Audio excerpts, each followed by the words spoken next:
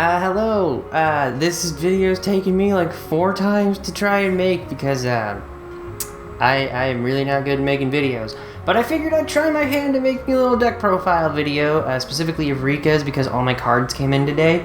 So Rikka's are that other archetype introduced in Secret Slayers. They were overshadowed by Broken Rocks and the Pimp Zombie of El Dorado. I actually really like them. I think they're fun. And I'm gonna just hurry and do this before my phone runs out of memory again, because that's one of the issues I ran into. And again, I'm just going to say this right now. I'm not the best deck builder. This is not a competitive deck. This is just something I think is fun to play, starting with triple Rikka Petal. So they're all water plants. And Rikka Petal is, no matter what you have to say about Rikka's, if you have anything to actually say at all, this card is just fantastic. It comes back during your opponent's end phase if you just control plants or you control no monsters, and once per turn it can search a Rikka, so obvious 3 of there. And for the level 4s, we got Primula, the Rikka Fairy. They're all Rikka Fairies in the main deck, so I'm just not going to say that part. Level 4, 800 attack, 1800 defense. She can special summon herself from your hand if you tribute a plant monster. Or like if a plant monster is tributed, you can just, boom, slap her down on the field. And she can raise levels of up to 2 plants by 2 till the end of the turn, so she can like make herself level 6 or something, so that's kind of neat. Then we have 2 Cyclamen, the Rikka Fairy. She can, I should probably mention like right now, the ones with higher defense can special summon from the hand, the ones with higher attack summon themselves from the grave, and honestly the ones from the grave are a little bit more annoying, especially Cyclamen, because she summons herself during the end phase of the turn she's tributed. And that's just kind of awkward to work with. If you can tribute her during your opponent's turn with like one of the traps, or one of the effects of one of the Xyz monsters, that would be good, because then you can just have a level 4 body on board. Also, she can tribute herself to lower the levels of 2. Not super useful, just figured I'd mention it. Then we have 3 Mudan, the Rikka Fairy. You can reverse monarch stats, I guess. She can special summon herself from your hand by tributing a plant you control, and if she's summoned by the effect of a plant, including herself, you get to search a Rikka spell or trap, so obvious 3 of there, because the Rikka spells and traps are actually really, really good. At least I think so. Then 2, Erica, the Rikka Fairy. I should stop saying Rikka Fairy, because they are all called that. The few profiles I've actually seen usually run her at like 1, but I kind of like her. She's kind of like honest. If your plant monster is battling, you can tribute her from your hand or field to give that monster 1000 attack, so that's pretty great. Also, she does have monarch stats. I don't know why, that's just a thing apparently. And if a plant monster you control is tributed while she's in your grave, you can just bring her back on the field in defense position. Also, for some reason, the ones that revive themselves from the grave banish when they leave the field, which is super annoying, and I don't know why they do that. They have hard ones per turns on their effects, but yeah, I run her at 2. Just because, you know, a little bit extra power is good in a deck that doesn't have a super high ceiling. Then we have 3 Snowdrop. I almost said the full name, but no, it's just Snowdrop. So she is like the other big playmaker of the deck aside from Petal. She can special summon herself and any other plant monster from your hand by tributing a plant monster on your field. She can make all plants you control the same level as 1 plant you control, so she's level 8, meaning if you summoned at least 1 other plant to the field, then you can make it level 8. You can just instantly get access to their boss monster, because there are no other rank 8 plants except that one that's just really terrible. So she's pretty great. Run 3 of, because she's just pretty good. And then I only have 1 of Hellebore. She's kind of an awkward hand trap. You can tribute her from your hand or field to protect a monster you control from a targeting monster effect of your opponent's, which is really awkward. I'm just running her at 1 for now. Maybe she'll prove more useful if I like bump her up to 2. I don't know yet, but yeah, she's just at 1 right now. I'm probably gonna make an update in this video on this deck later on, but for now I'm just having her at 1. And that's all the Rikka monsters. Next up we have 2 copies of Rose Lover. She's a plant, level 1, and She is really great because she's really easy to get in the graveyard with, like, you know, all the tributing effects and stuff like that. You banish her in order to special summon a plant from your hand, so that's just good right there. Triple Lonefire Blossom. It's a plant deck. And then 1 Tytannial, Princess of Camellias. She can protect from targeting effects by tributing a plant, which triggers the effects of other Rikka monsters, and even some of the spells, or like one of the spells. So yeah, she's great, and you can bring her out very easily with stuff like Snowdrop and Lonefire. So she's great. Now for the spells. Rikka Glamour, the search spell of the archetype, you activate it, you get a thing. But what's interesting about the spells and traps for Rikkas is that when you activate them, you can tribute a plant in order for them to do something more. So with Glamour, you can tribute a plant, you can, along with adding that one Rikka to your hand, you can add any plant of the same level. In this deck, that's pretty much just going to be like one of the level 8s in Tytannial, or Petal and Rose Lover, so it's a little bit limited with the build we have right now, but like if you add in, I don't know, Cactus Bouncer, you could search it with like one of the Rikkas. That's a thing you can do. It's really neat. And search spells are just always really good, unless they're not. And then 2 copies of Rikka Flurries. The few builds that I've seen tend to only run this at 1, if they run at all. But how this works is actually pretty cool. Once per turn, if a Rikka monster of yours is tributed, you make your opponent tribute something. I mean, they get to choose, but still, that's getting rid of a monster. And if you tribute something from the hand, like Erica, well, they have to tribute a card. It's non-destructive, non-targeting removal that makes your opponent do something. That's pretty great, and the reason I run it at 2 is just because I feel better running it at 2 than 1. 1 for 1, we really want to see Petal in our opening hand.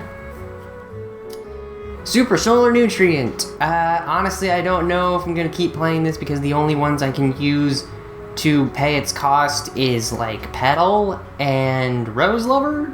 So having 3 is good because I have a higher chance of seeing it if I have those in my hand, but at the same time, it's also not incredibly useful, so this is like one of those cards that I'm thinking about swapping out for something else, but for now, it's fine. You tribute a level 2 or lower plant, special summon another plant from your deck, whose level is equal or less than the one you tributed, plus 3, so it's fine. It is good for plants, but honestly, I just don't have that many things to fuel its effect. Foolish Burial. You can send Erica, you can send Hellebore, you could send Rose Lover. It's Foolish Burial. What do you want from me? Then the main draw card, Double Pot of Desires. This is why I'm running 2 Flurries, because I don't want the single one to be banished. That would stink.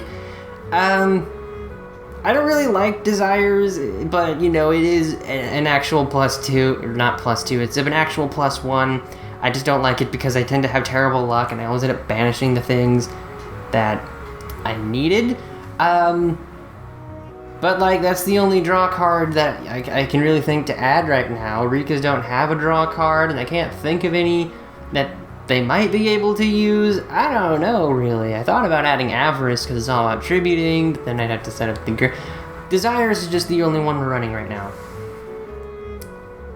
And then for the trap cards, Double Tranquility, because it's Monster Reborn, and if you tribute a plant, you get to summon 2. And it doesn't negate effects. That's the thing I really like about it. A lot of these revival cards usually say, like, special summon but negate their effects. No, this just summons in defense mode, so yay!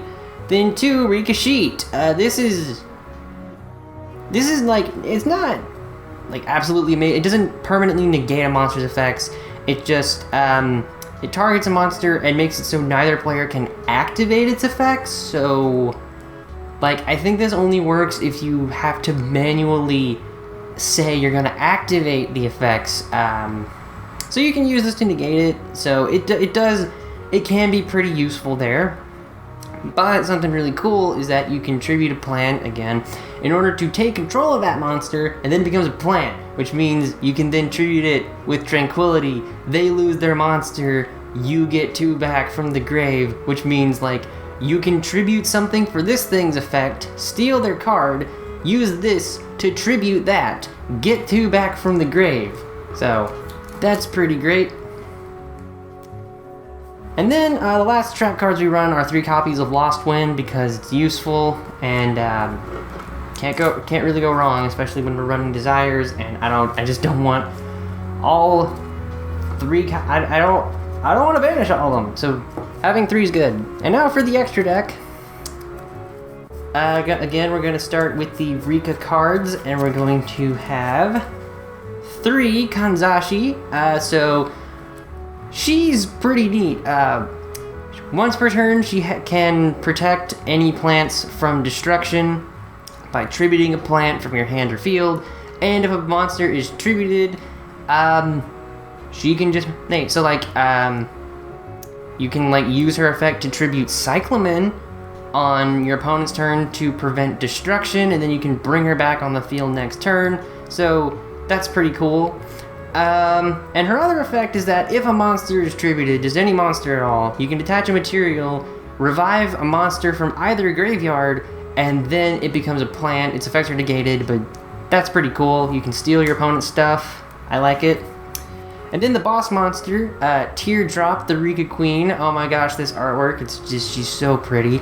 So, she is the boss monster. 2800 attack and defense, rank 8. She quick effects as a tribute, or she tributes as a quick effect. That's the other way around.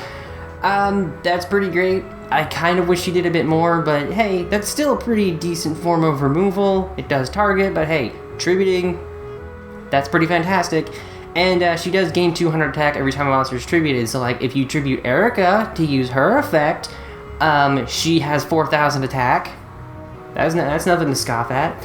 Then we have a card that no one ever talks about, and that's Fairy Knight Ingunar. It requires 3 level 6 monsters, and it is a plant, so, you know, if you're locked out of everything else, you can still summon this guy. And why would you want to summon this guy? Well, because by detaching two materials, so you can only use it once unless you give its material back somehow, return all other cards on the field to the hand, and your opponent can't respond to it.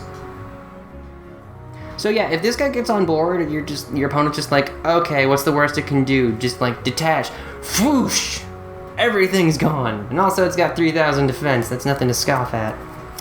And then the rest are just like some utility exes. Bagooska, the Terribly Tired Tapir, none of the rest are like plants, because there's not a lot of extra deck plant monsters for some reason.